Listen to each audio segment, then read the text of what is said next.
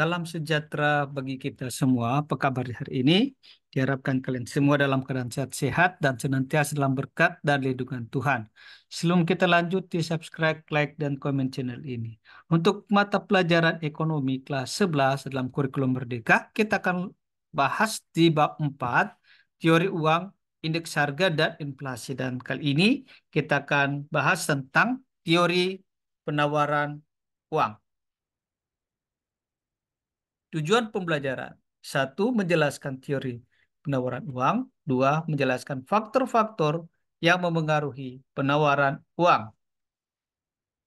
Jika permintaan uang dilakukan oleh masyarakat, tentunya kalian bertanya, siapakah yang melakukan penawaran uang? Berapa banyak uang yang ditawarkan pada masyarakat? Menurut Sadono Sukirno, penawaran uang memiliki dua arti, yaitu secara sempit, penawaran uang diartikan sebagai jumlah uang kartal dan uang gira yang beredar pada satu waktu tertentu. Singkatnya, penawaran uang adalah jumlah uang yang beredar. Yang kedua, secara luas, penawaran uang diartikan sebagai jumlah uang kartal, uang gira, dan uang kuasi yang beredar pada satu waktu tertentu. Uang kuasi merupakan uang yang tersimpan di bank dalam bentuk tabungan, deposito berjangka, dan valuta asing. Dua hal yang harus diperhatikan dalam penawaran uang, yaitu istilah uang dalam peredaran dan uang beredar. Kedua istilah tersebut memiliki arti yang berbeda. Nah, kalau uang dalam peredaran itu di mana seluruh jumlah uang yang telah dikeluarkan dan diedarkan oleh bank sentral, baik itu uang logam maupun uang kertas.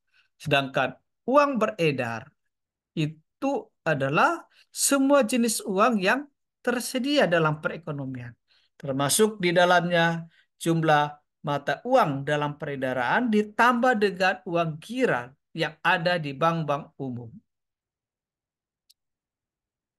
Penawaran uang berhubungan dengan peran bank sentral sebagai otoritas moneter. Kalau di Indonesia, bank sentral itu adalah Bank Indonesia. Di penawaran uang merupakan salah satu usaha bank sentral untuk menjamin kelancaran sirkulasi jumlah uang beredar di masyarakat agar lebih efisien.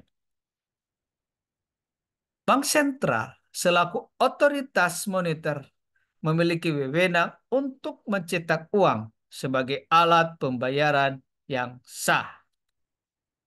Sehingga besar kecilnya penawaran uang dipengaruhi langsung oleh otoritas moneter, atau dengan kata lain, penawaran uang tidak dipengaruhi oleh tingkat suku bunga.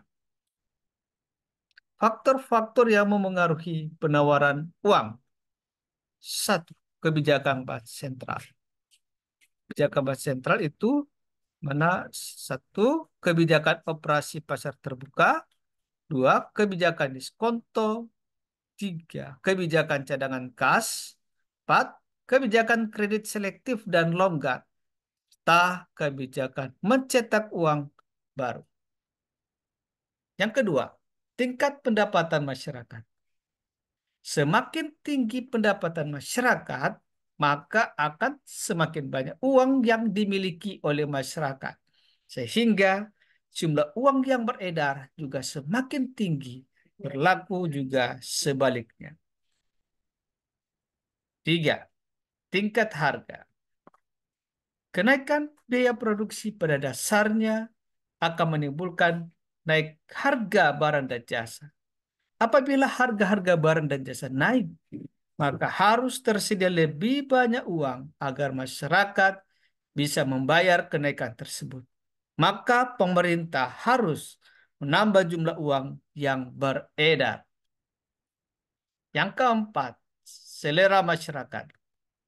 Apabila selera masyarakat terhadap barang dan jasa meningkat, akan mendorong peningkatan permintaan barang dan jasa. Apabila permintaan barang dan jasa meningkat, maka harga juga akan meningkat.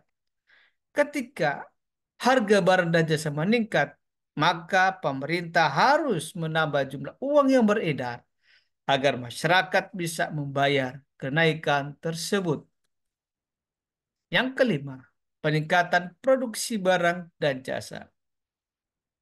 Apabila peningkatan produksi barang dan jasa tidak diimbangi dengan penambahan jumlah uang yang beredar, maka akan menyebabkan deflasi.